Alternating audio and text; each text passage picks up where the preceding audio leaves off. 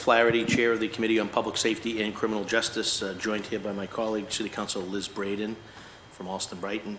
Today is Thursday, January the 26th. We're here today in the Ionella Chambers on a hearing of public safety grants to be administered by the Boston Fire Department.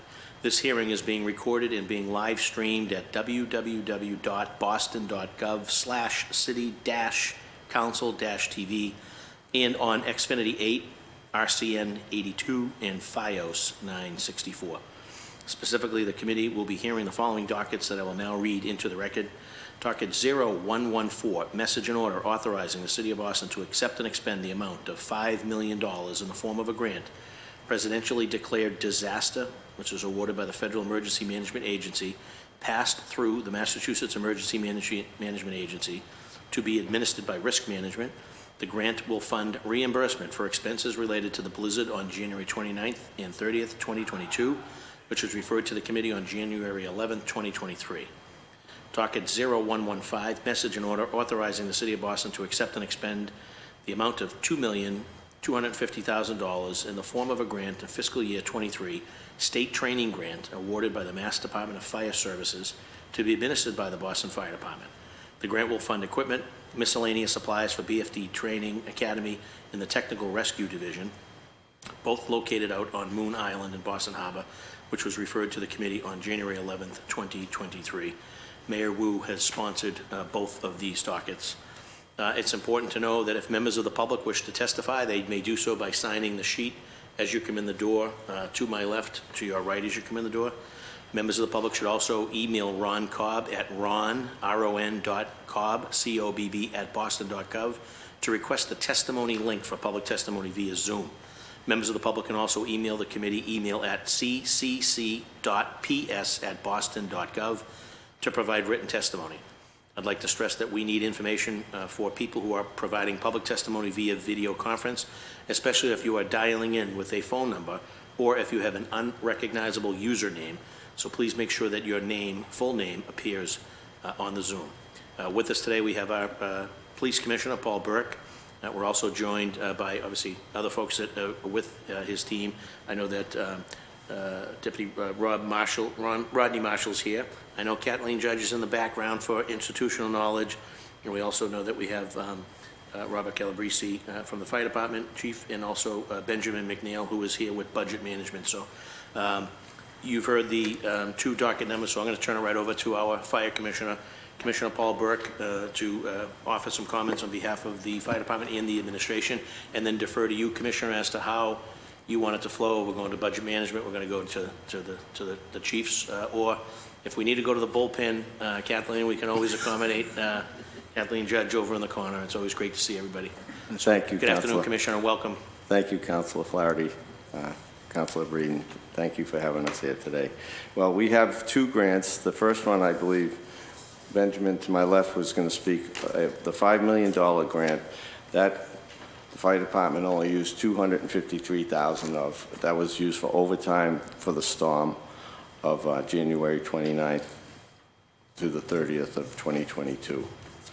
The second is the training grant, which is $2.25 million. On that grant, we spent $1,325,000 for various equipment needs for the fire department, including bunker gear, boots, helmets, gloves, defibrillators, firefighter burning props for the island, hearse tools, which normally known as, what do you call it? Jaws, I'm sorry, the Jaws of Life, and other power tools. And another $925,000 for other supplies, such as bales of straw and pallets for live burns that take place on Moon Island for training, welding supplies, EMT techs for studying material for the members, flares and ropes, plywood and hose. There was some travel reimbursement also included in that, so the members can go to training facilities outside of the state. Great. And Commissioner, is that in the form of maybe a reimbursement? So funds have come in, and we've secured and purchased, or are in the process of purchasing this equipment, and then that money will be used to. Yeah, the Mass Department of Fire Services agrees to disperse the funds. Some will be reimbursed. Okay, out at Moon Island. Yes, well, as long as we give supporting documentation with individuals that received overtime or training. Okay. And then as far as that reimbursement on the snow overtime for that snowstorm, that's money that was awarded from the presidentially declared disaster. So we, I assume, applied for that, or we? We did. It came from FEMA, so it went from FEMA to the Mass MEMA, so that's how we received it, from MEMA. Yes, it was distributed through them. It was applied. And then Benjamin, was that the total dollar amount, or were we, it cost more, but they gave us 5, but it cost us 7? Like, so for my edification and the council's edification, so that storm clearly cost the city a significant amount of money, not just in snow removal, but in all the costs associated with that, given the public safety threat. Do we know what the actual cost was to the fire department in lieu of the $5 million reimbursement grant? Sure, thanks, Councilor. If you don't mind, I'll just give a quick background. Sure. And to lead into to answer your question. So on April 18th, 2022, the Commonwealth of Massachusetts received a major disaster declaration for Bristol, Norfolk, Plymouth, and Suffolk counties and the Mashpee-Wampanoag tribe for the January 28th and 29th severe winter storm and snowstorm. This declaration activated FEMA's public assistance program, including snow assistance for these counties, making federal funding available to local governments, state agencies, and eligible nonprofits for eligible disaster-related costs, such as emergency work and permanent repair and replacement of facilities damaged as a direct result of the storm, as well as snow assistance for a 48-hour period. So following the declaration, our office, Budget Management, worked with each department involved in snow removal operations to provide total costs and required documentation for eligible work. The eligible cost that FEMA allows for is broken into either emergency or permanent work. And so based on our outreach and the reports that came in from city departments, we would only be submitting for what FEMA calls Category B, emergency protective measures and snow removal services. We're asked to select a 48-hour window of when those costs were incurred per the grant requirement. And so we base that 48 hours on our most expensive cost during a snowstorm, which is Public Works Department contracted snow removal services. So our final submission for the storm included costs incurred for the following. As mentioned, the Public Works contracted snow removal of city roadways and bridges, contracted snow removal at city buildings, overtime, labor and equipment costs for departments such as Public Works, Property Management, Parks, Police, Fire, Library, Neighborhood Services. We submitted for SALT for Public Works and Parks, and then the administrative costs for compiling the grant as well. Money that's received for this grant goes back to storm reimbursement costs and recovery efforts. Gotcha. Perfect. Any questions of my colleague, Councilor Liz Braden, of either of these docket numbers? The one question I had about equipment, I know I read something recently about Newton. They were getting some equipment to immobilize electric vehicles, EVs, when there was a collision or whatever, so that the car, because the power was coming from a battery, not from a combustion engine, they had some sort of a gizmo that they would immobilize. Or are you folks trained on that, or do you have that equipment? That I'm not aware of. I've never heard of anything. I hadn't heard Is this of it. Newton, you're saying? In Newton, yes. Yeah. And Well, it was in the Globe like 2 weeks ago or something. That's very interesting because we're torn on how to put these fires out. They last forever. They're dangerous. They tie up a highway or a roadway because we have to put so much amount of water on the batteries. We're told that there's no extinguishing substance that will put them out other than water. So if there is something that Newton has, we'd like to know about it further. I'll see if I can find out anything. Yeah, that would be great. Thank you very much, Councillor. That's very interesting because we have a fire college, we call it, and we have all the officers in for the last month. And I talk to them every morning, as does the other two chiefs, Calabrese and Marshall, about these fires because we're concerned that they're going to increase. The electric bikes are a big deal. They take them inside buildings, they plug them in, they overheat. Yeah. New York City has had over 200 fires with the bikes inside the apartments, so they're a dangerous thing. So if I may just interject, Commissioner, so the batteries on the bikes would start the fire and then the Yeah. whole building catches? Yeah, on if that? you, it was 2 months ago, I tell the officers, there was a firefighter had to jump out a high-rise window in New York City. Luckily, he had his rope and it saved him. That fire was started by electric bike overheating. What we understand is that they should be unplugged after they're fully charged.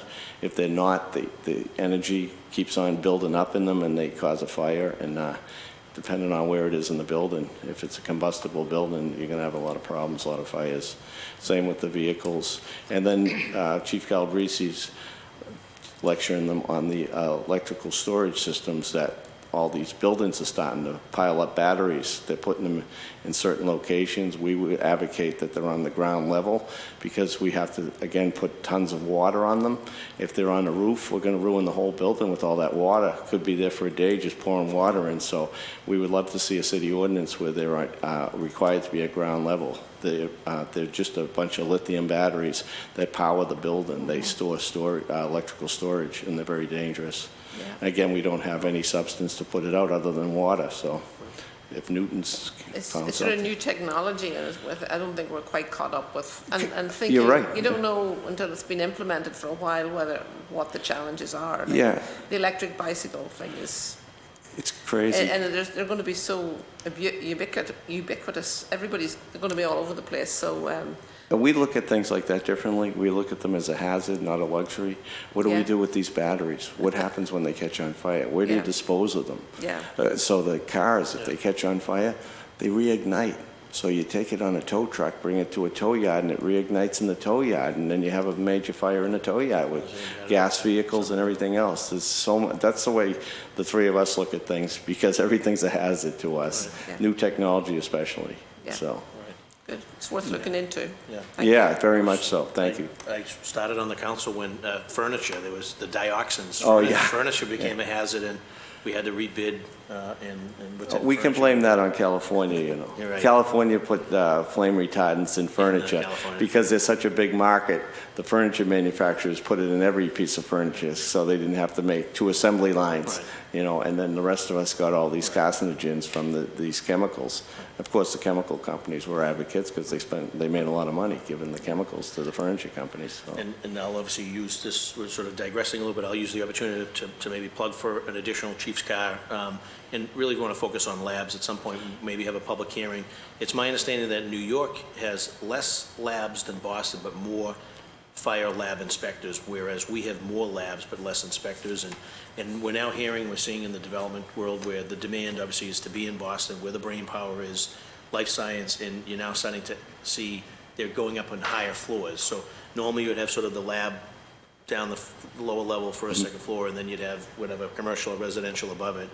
You're now seeing sort of a demand where labs would like to come in at higher levels, which I assume present more challenges and potential hazards. They also want to be in residential buildings. So Right. So is there I guess, I don't know, do we currently have a roadmap? Do we currently have any sort of regulatory, are you guys, obviously, as a department, you're sort of paying attention, you're aware of it, you're paying attention to it, and then how are we, as council, is backing up you and your department? Do you have enough, fire chief? No, we do lab not. inspectors, like, I think we need to address that. I agree with you that that Car 5 that was closed years ago, it's probably in the most densely populated part of the city.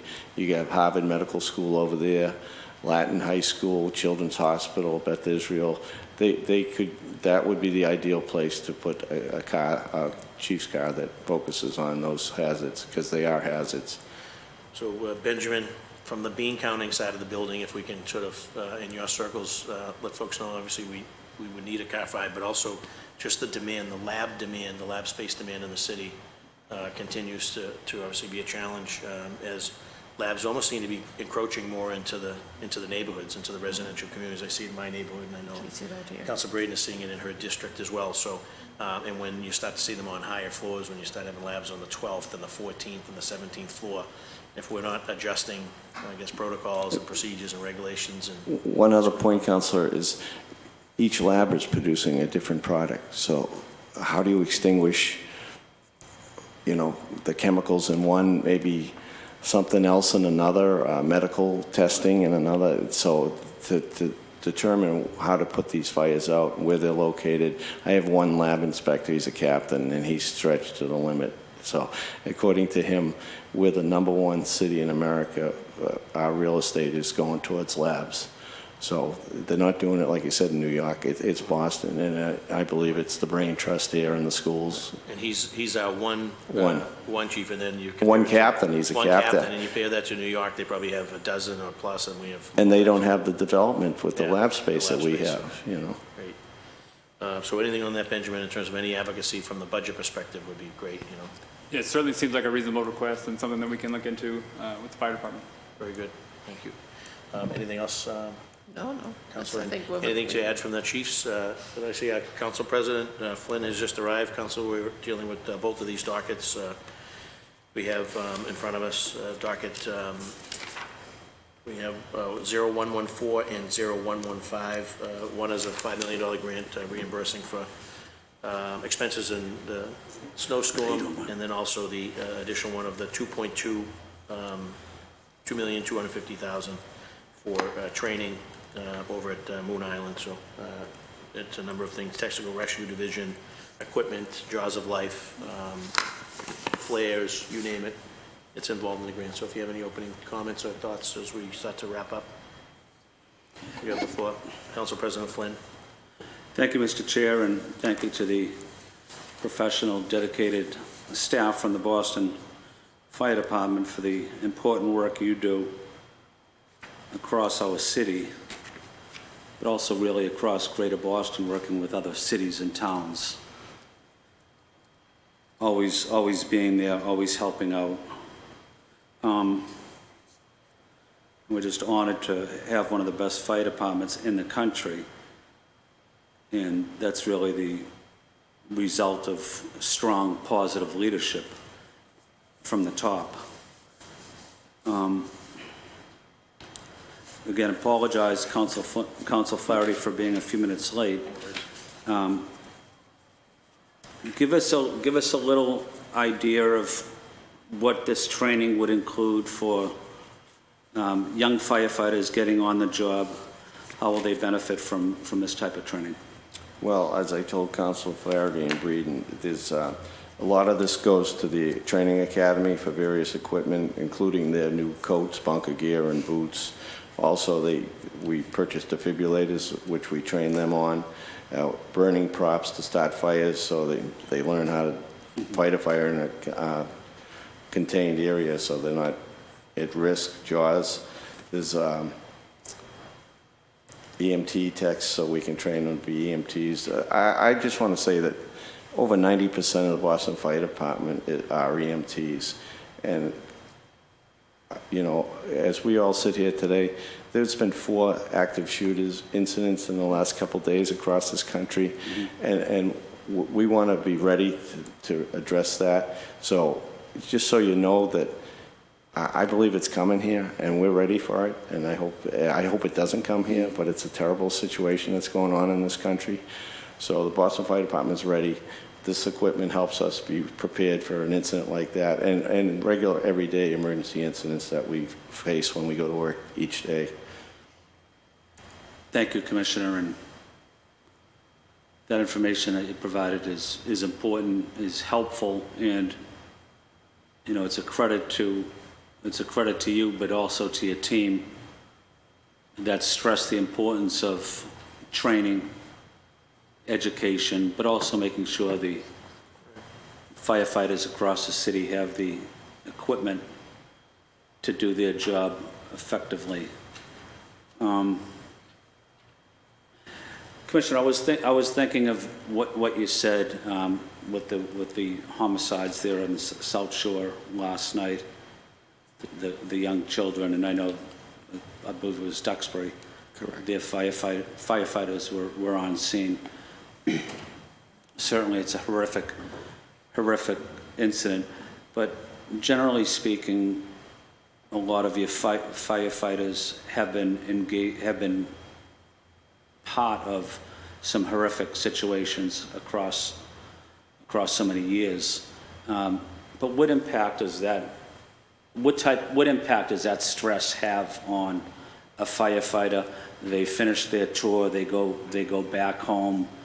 they need to decompress, they need to talk to family, but it certainly has to have an impact at a certain point. It does. Firefighters are human like everybody else.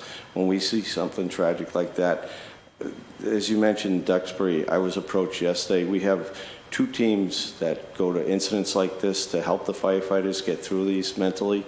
So the CISM team is Critical Incident Stress Management Team. They approached me yesterday to send them to Duxbury, so I sent them to Duxbury. So we provide services throughout the state, and that was for the firefighters to deal. There were 4 towns that went to this horrific scene, and I, just reading it in the newspaper, you could imagine what these firefighters saw. I mean, they called the police in. They were all shooken up. They did the best they could for those 2 children, and then the other one was airlifted. So, no, we have 2 programs, CISM, which is Critical Incident Stress Management, and then the regular EAP program that we could activate also. So those programs help firefighters deal with tragedy, cope with it. If they have substance abuse or alcohol abuse, those programs help them get into programs and get cured from those problems. So it's a big issue. I agree with you. I think the 3 of us here have seen terrible things. You don't forget it, but you process it, you know. Thank you, Commissioner. My final point is, you know, what happens across Greater Boston has an impact on Boston, whether it's a public safety issue, whether it's emergency preparedness issue, or some other issue, but it's Boston Police, it's Boston Fire, and Boston EMS are always there lending a hand, trying to be helpful. It might be physically out of our jurisdiction, but people look to Boston, the capital city, to play an important and meaningful role because of the great team that you have, but also from the education and the background and experiences. So just want to say thank you to you, Commissioner, to your team, but also to the police department, to the Boston EMS, everybody working together to make and address these critical issues here in Boston and oftentimes across Greater Boston. Thank you, Councilor Flaherty. Thank you, Council President. I'd just like to add to that, Councilor. We're the capital city. We're the biggest fire department. We're proud of that. So the state approached me. I go to a meeting with fire chiefs from throughout the state. They approached me to train a group of out-of-town firefighters, and I agreed to that. So we have 37 firefighters, candidates coming into our academy. So they reach out to us a lot, and I really appreciate you giving us the resources, whether it was in Everett not too long ago where the man was stuck in a machine, our rescue, the chief calls up, yes, we send them everywhere. And it's a great thing, and it's a credit to the council that we have the resources to do that. Thank you very much for that. Thank you, Council President. Thank you. Thank you, Councilor Flaherty. Chair recognizes City Council Erin Murphy. Erin, any questions of the Commissioner, the Chiefs, or the Budget team? No, thank you for being here. Just a few things, and you mentioned how you helped train other towns. I was at the graduation when there was, 3 other towns there Yes. that were graduating, which was great. And I visited Moon Island last year, and I think it was when you had your biggest class, and they were trying to figure out how to fit like twice as many kids, and they were Zooming, and they definitely made it work, which was amazing to see. So any grants or extra money we can get for funding for the training, it's so important to make sure that our young firefighters, when they're starting out, have the proper training. And Council Flynn mentioned it, but I also, about the Duxbury incident, and the firefighters, you show up everywhere. A couple weeks ago, I was in JP with the flood, and you had been out there in the cold water, helping the residents there. And to make sure also that we're looking out for our first responders. Yesterday, we remembered a teacher who took her own life a couple weeks ago. So we always talk about the stress, but then do we do anything to back it up, right? Is it just talking points, or are we making sure that this body is funding and making sure you have the money necessary? And also, something I have to say was kind of new to me when I first came on the council and found out that if it wasn't for your grant writers in the fire department and the police department, there are so many programs that we don't pay for with our tax dollars. It's federal money, and if we didn't do that work of chasing those grants down and making sure that we're awarded them, the hearing you had the other day, Councilor Flaherty, was with the police, and it was like sought-after grants, and we won them. So to not be here and support it, so absolutely in support of this, and just thank you for all you do. Thank you. Thank you.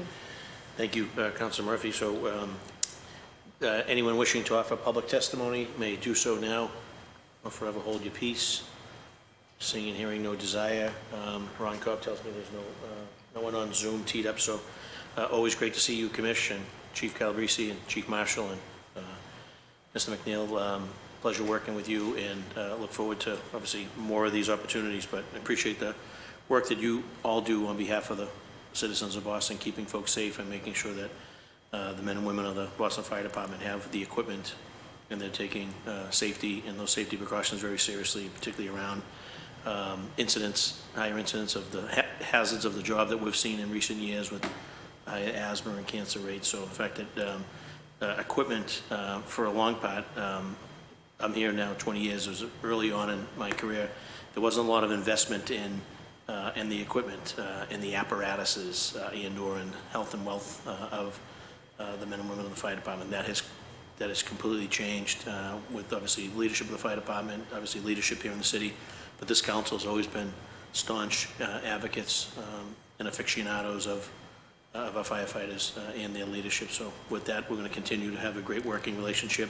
And as more opportunities present themselves, and for those in the budget circles and in the grant writing circles, I just offer that, continue to advocate for those resources, continue to have our grant writers seek out any possible grant, and as the Chair of Public Safety, working with the Council President and my colleagues, we'll try to get that through the council and back into the firefighters department's hands as quickly as possible, so that our team continues to lead the country. They continue to lead, obviously, our state, and have resources to help other jurisdictions in those very in catastrophic or dire situations where our experience, our equipment, training, techniques help other citizens from around Boston. So with that, with respect to docket 0114 and 0115, the Committee on Public Safety and Criminal Justice is adjourned, and we hope to have this turned around and voted on at our next council meeting.